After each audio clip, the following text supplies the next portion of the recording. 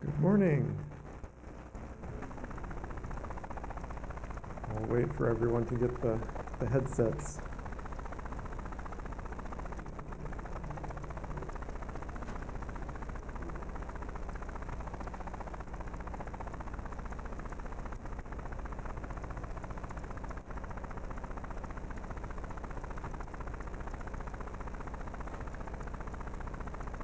We will be reading from Matthew chapter 28.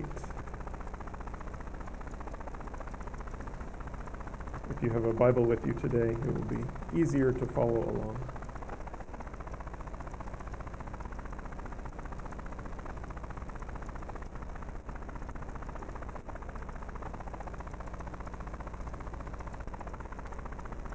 I'll say some words so we can test if the headsets are working. We will be reading from Matthew 28. Testing 1, 2, 3.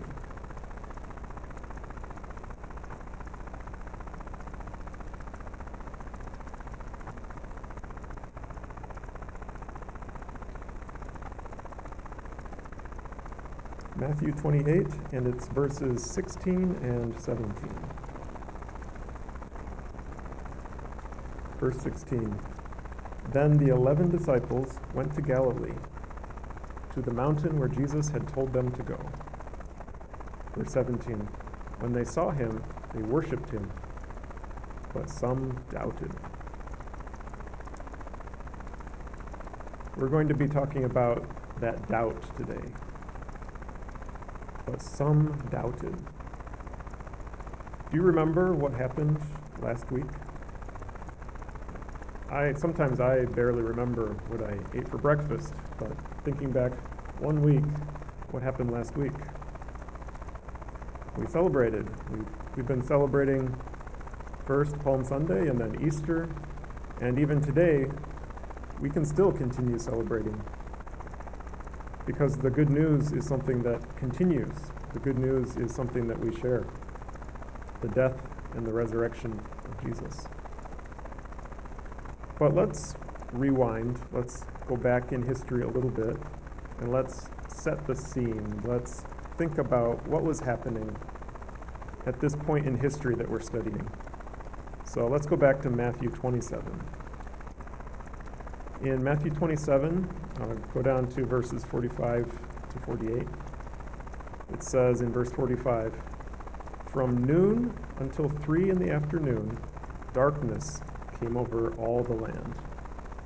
About 3 in the afternoon, Jesus cried out in a loud voice, 'Eli, Eli, lema sabachthani,' which means, my God, why have you forsaken me?" When some of those standing there heard this, they said, "He's calling Elijah." Immediately, one of them ran and got a sponge. He filled it with wine, vinegar, put it on a staff, and offered it to Jesus to drink. The rest said, "Now leave him alone. Let's see if Elijah comes to save him." So we're talking about the people that are standing around the cross when Jesus was crucified. Do they understand what's happening? When you read this story and you see them there and their reaction to Jesus, do you think they understand what Jesus is doing? Do they understand what is happening? When they heard him say, my God, why have you forsaken me?" When he says that word, Eli, do you think they were confused? Did they think he was saying Elijah? These would have been people that were familiar with Jewish teachings. Let's look quickly at Malachi chapter 4, verse 5. This is a verse that the people there around the cross would have been familiar with. They've heard it before, even if they can't recite it from memory, but it's familiar. Malachi chapter 4, verse 5.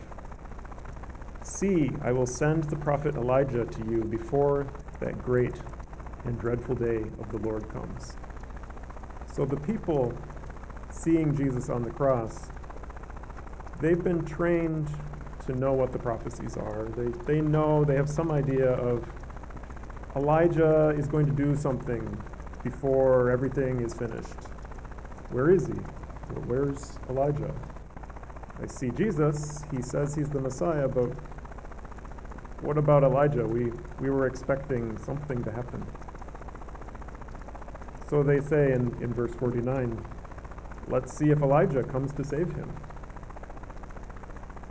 But we know from Matthew chapter 11, verse 14, when Jesus was talking about John the Baptist, he already gave us a hint. He said, and if you are willing to accept it, he is the Elijah who was to come.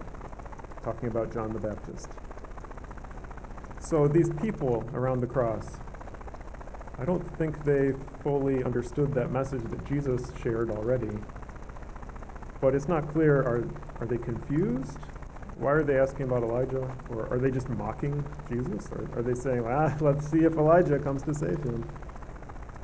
It doesn't really matter, because either way, these people have doubt.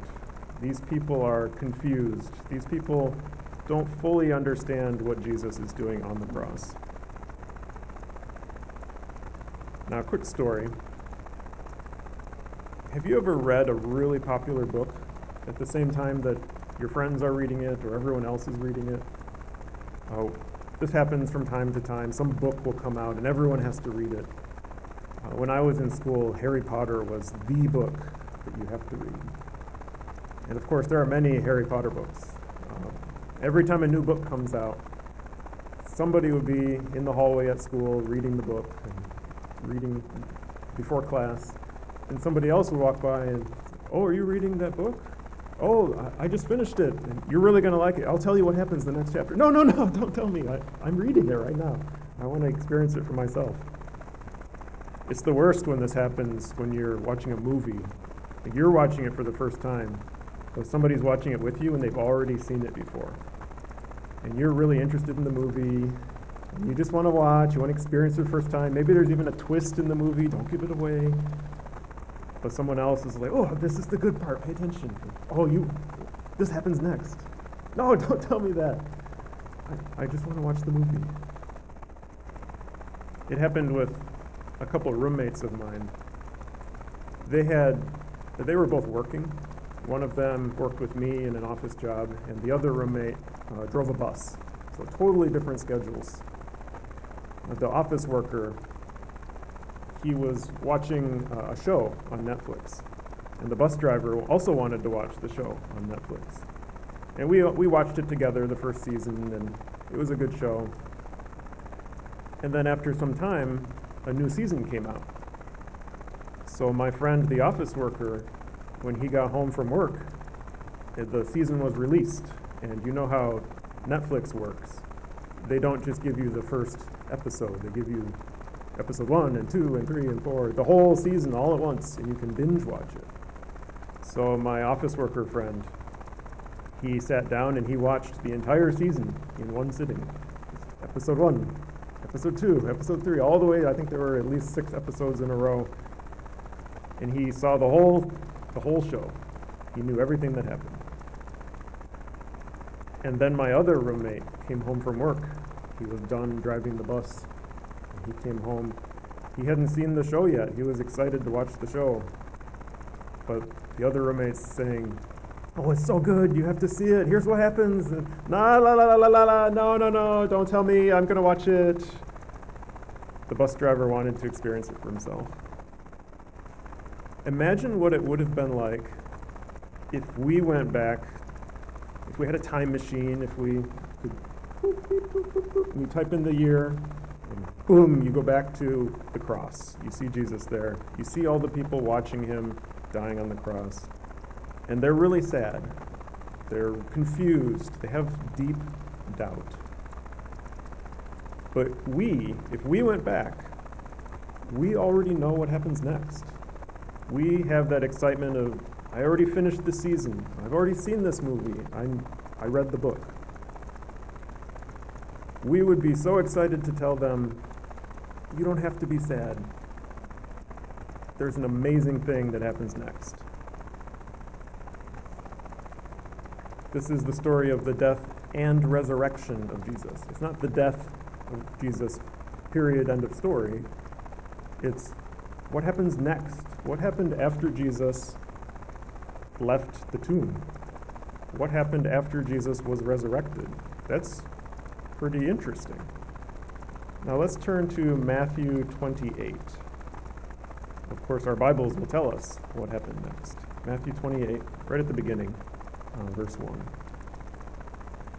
After the Sabbath, at dawn on the first day of the week, Mary Magdalene and the other Mary went to look at the tomb. There was a violent earthquake, for an angel of the Lord came down from heaven and, going to the tomb, rolled back the stone and sat on it. His appearance was like lightning, and his clothes were white as snow. Verse 4. The guards were so afraid of him that they shook and became like dead men.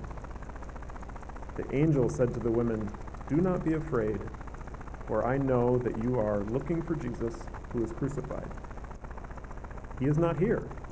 He has risen, just as he said. Come and see the place where he lay." Verse 7. Then go quickly and tell his disciples, "He has risen from the dead and is going ahead of you into Galilee. There you will see him. Now I have told you." So the women hurried away from the tomb, afraid yet filled with joy, and ran to tell his disciples. Suddenly Jesus met them. "Greetings," he said. They came to him, clasped his feet, and worshipped him. Verse 10. Then Jesus said to them, "Do not be afraid. Go and tell my brothers to go to Galilee. There they will see me." I'm sure those women had a lot of questions. Imagine being in their shoes. Those women, what would that have been like? This experience, this after-death experience. It's in verse 8, it says, the women hurried and ran to tell his disciples. They were not standing around debating, what should we do? Should we ignore the instructions? They immediately, they hurried, they ran. I see when I read this that they were faithful through their actions. They believed and they went. And I think that's why Jesus greeted the women so quickly here in the story. Is seeing their faith, seeing their action, and seeing when I tell these people something to do, they do it. I can work with these women. So what happened when the women shared the good news? They're supposed to go and tell everyone. Go and tell my brothers to go to Galilee. Go tell the disciples. So what happened? Were the disciples overjoyed? Did they hear the women and say, "Wow, that's amazing, so thankful that you told us"? Let's look at Luke 24, verse 11.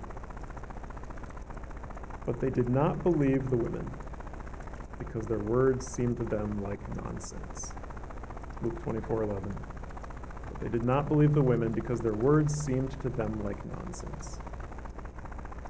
The women, they believed, they heard the message, but the men, when they hear it secondhand, they're thinking, I don't know if I believe you. They doubted. They had questions. They weren't willing to just blindly accept the message. When you think of doubt, especially in the Bible, when you think of doubt, who do you think of? This idea of doubt. Doubting people. Who do you think of when you think of doubt? Maybe Doubting Thomas? Let's see if we can find Doubting Thomas in our Bibles. John chapter 20. If we're going to study doubt, we better study Thomas. John chapter 20, and we're going to start in verse 19. Spend a little time in John. John chapter 20, verse 19. It's interesting to read the different books of the Bible because they all have a different perspective and a different purpose.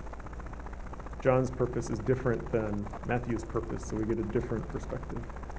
John chapter 20, verse 19. On the evening of that first day of the week, when the disciples were together with the doors locked for fear of the Jewish leaders, Jesus came and stood among them and said, "Peace be with you."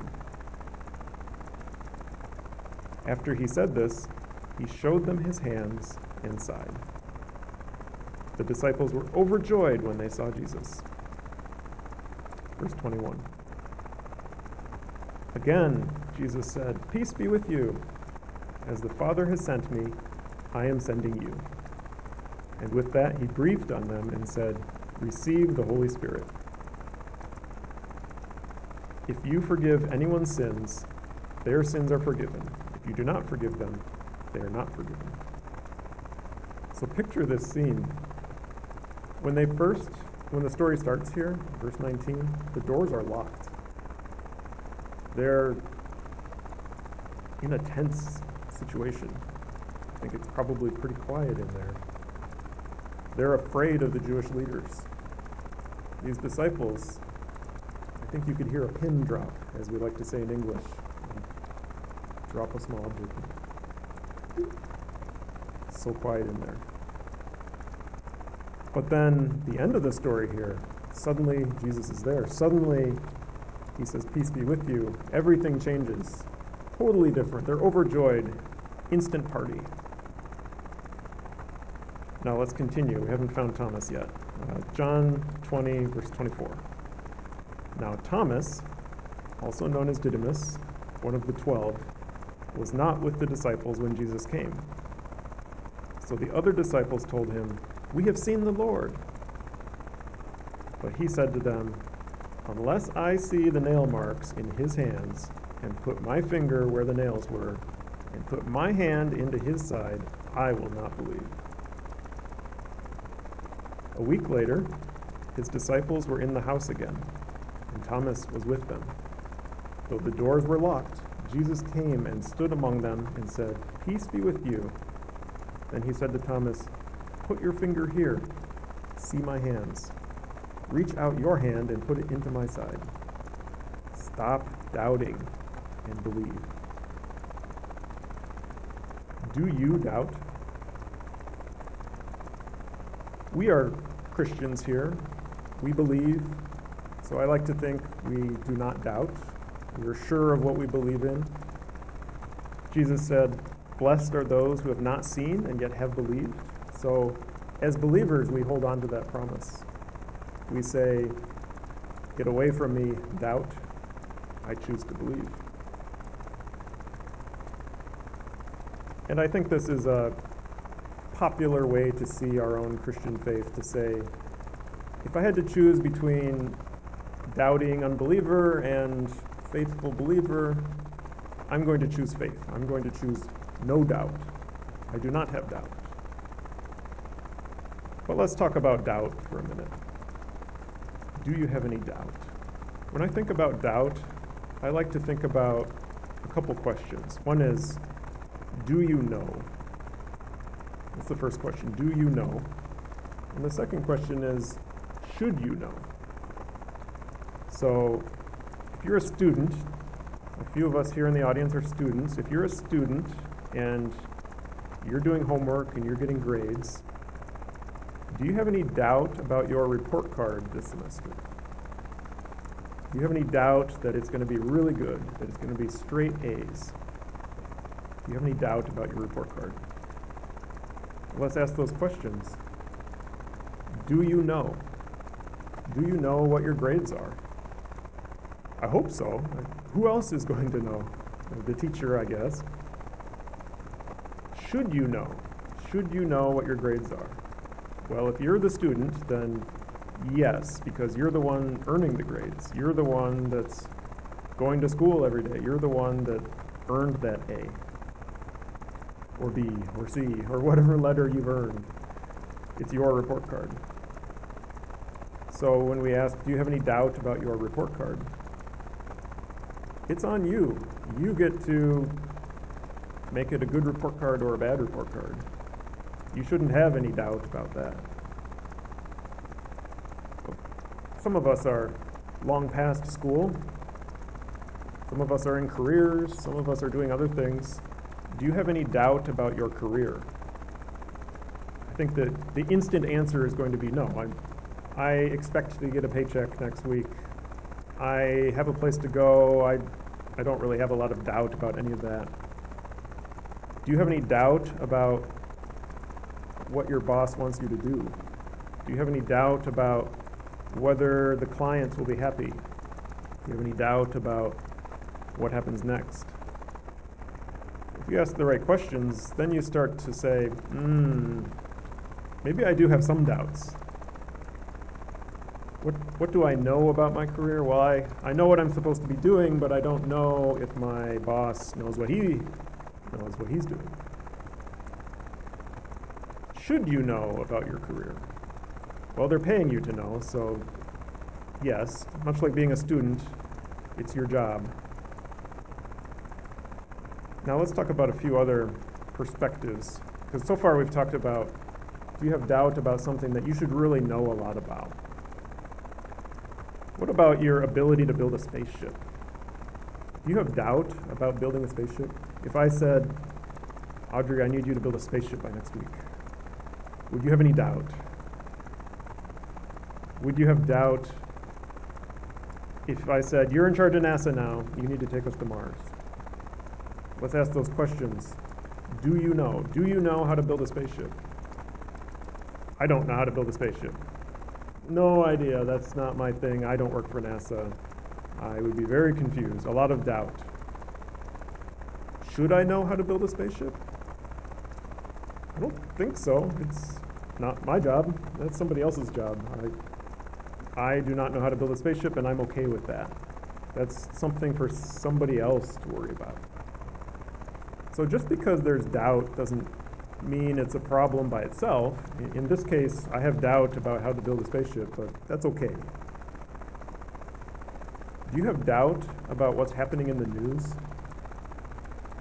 I think for a lot of us, we can say, do I know what's happening in the news? Yeah, I know exactly what's happening in the news. I keep checking my phone every 10 minutes. Oh, there's a new news article, I better read it. We know what's happening around the world. We know what's in the news. Should we know what's happening? Maybe that's more debatable. Should we know what's happening in California right now? I don't know. Are you going to California? Do you have family there? Should you know what's happening in the Middle East? It's good to be educated. It's good to compare world events to our Bible to see if we can figure out what's happening. But so much news is just worry that has nothing to do with us. So do you have doubt about what's happening in the news? We know an awful lot about what's happening. And I question if we need to know that much. Maybe we should have more doubt about what's happening. Now one more. Do you have doubt about your car? I think we all drove here. There's no public transit to this church, so we drove here. The cars are in the parking lot. Do you have doubt about your car? And when you hear this, you say, no, it works just fine. It got me here. Later, after we eat, I'm going to go home. My car is fine. Leave my car out of this. But if I keep asking, do you have any doubt about your car? Was your car that one that was parked over there? Oh, did you see your car? Are you sure your car's okay? Is it broken? Do you have any doubt about your car? If I ask this question enough, eventually you're going to say, let me go check. I'm not sure anymore. I don't know if my car is broken. Why do you ask? What's wrong with my car? This confidence that we have when we arrived here that says, my car is great, it erodes over time, and eventually we say, why do you keep asking? What have you seen? Let me go check for myself. I'm not sure anymore. Doubt comes from that lack of confidence. It comes when you say, I don't know if I'm saved. There's a lack of confidence there if you say that. I don't know if I'm saved, that's doubt. If you say, I think I'm saved, but I don't fully understand it, well, that's a different situation. I would question, where is the lack of confidence? Where is the doubt? Are you doubting how salvation works? Or who does it? Or what you need to do? Are you doubting God's ability to perform salvation? When you say, I think I'm saved, where is the doubt? Where is the question mark? If you say, I don't fully understand it, are you saying, I don't know what I need to do to be saved? Or are you saying, no, I understand that. That's the easy part. I just don't understand what Revelation is trying to tell me. I read the whole thing and I'm totally confused. That's different. That's a totally different situation. So if you say, I have doubt, what is the doubt about?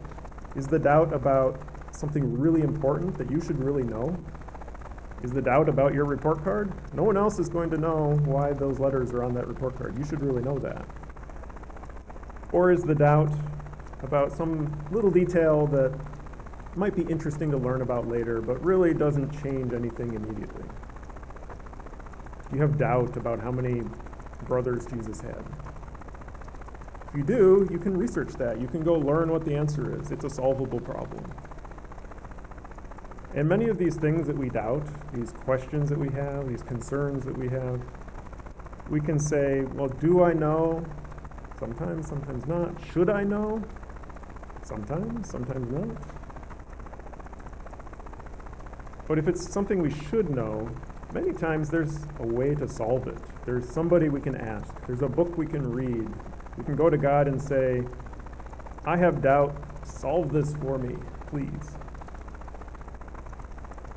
Sometimes people say, I believe, but I might be wrong. Well, let's wait for Jesus to come back, and then I'll see him right there, and I'll say, hey, Jesus, welcome back. I didn't have any doubt the whole time. I knew you'd be here. Good to see you. Ignore everything I said previously. Let's look at Matthew 28, the verses that we read at the beginning. Matthew 28, 16 and 17. Then the 11 disciples went to Galilee, to the mountain where Jesus had told them to go. When they saw him, they worshipped him, but some doubted. Remember the women that were told, go tell the disciples, go to Galilee, I'll meet you there, I'll see you. They did eventually go to Galilee. They heard that message, they talked to Jesus, they were convinced enough that they could make the trip. They decided, we should listen to what Jesus told us to do, and they went to Galilee. But what did they do when they got there? Some doubted. Some of them are standing at the mountain, seeing Jesus right there, and they're still doubting. So for us to say, yeah, I believe, I might be wrong, I believe, but maybe, who knows, maybe scientists will discover something different tomorrow. I believe, but I might be wrong. I just need to see some proof. I just need to see Jesus. If Jesus was right here, if he comes back, then I will believe. But these people were in that same situation. They were with Jesus, and they're still doubting. Why would we be any different? Our faith is not based on some sort of mathematical proof. You don't have to show your work. The teacher doesn't look at everything and, oh, you missed a step, X. That's not how salvation works. Salvation is through faith.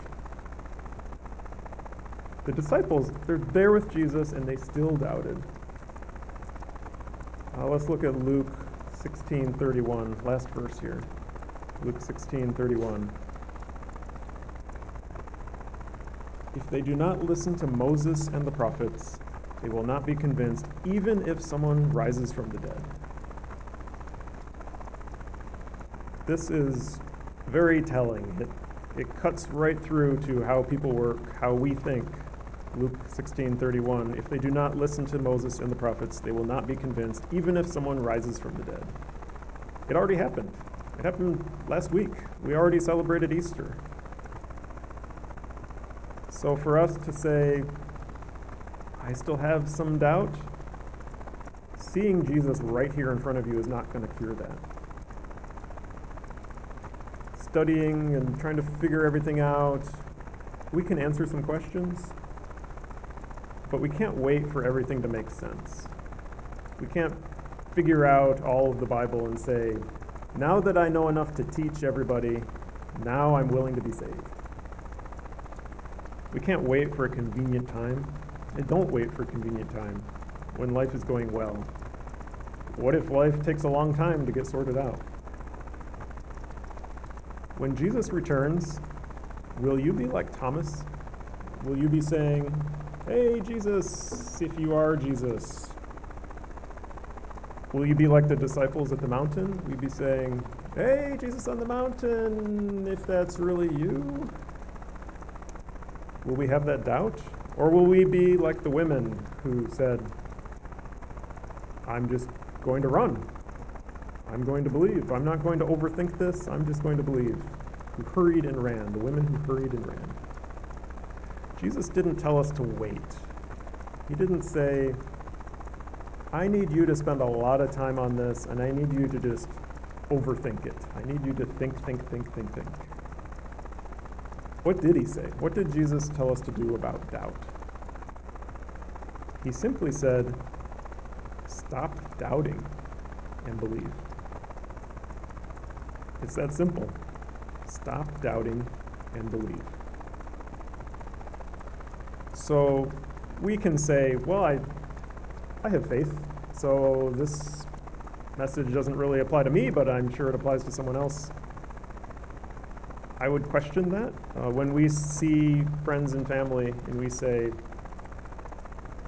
I know Jesus saved me, but I don't know if he can save them. I don't know if he can save my father, my mother, my brother, my sister, my friend.